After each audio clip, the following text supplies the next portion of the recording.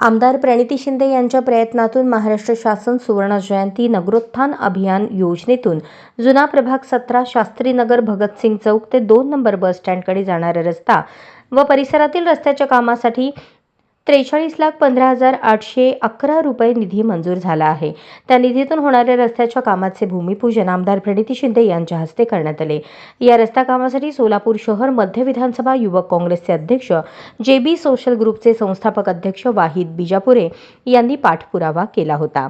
खासदार प्रणिती शिंदे बोलताना म्हणाल्या, राजकारणात कधीही जात आणू नये। जो आपले काम करतो त्याला मतदान करावे। जातीपातीचे राजकारण करणाऱ्याला त्याची जागा दाखवून द्यावी। मला 3 वेळा आमदार म्हणून निवडून आणून आशीर्वाद दिलात।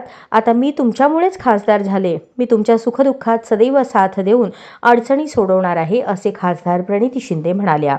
यावेळी प्रणिती शिंदे यांनी शास्त्रीनगर भागात विकास कामांसाठी आतापर्यंत कोट्यवधींचा निधी दिला। वाहिद बिजापुरे म्हणाले, हा रस्ता अतिशय खराब झाला होता। याची माहिती खासदार प्रणितीताई शिंदे यांना दिली असता मी रस्ता करून देण्याचा शब्द दिला तो त्यांनी पूर्ण केला।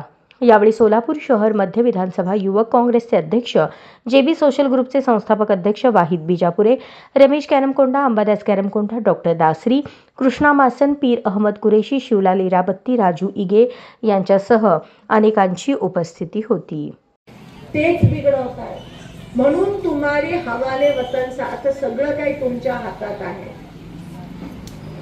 महागाई वाढली, GST वाढले, पाणी नाहीये सोलापुरात।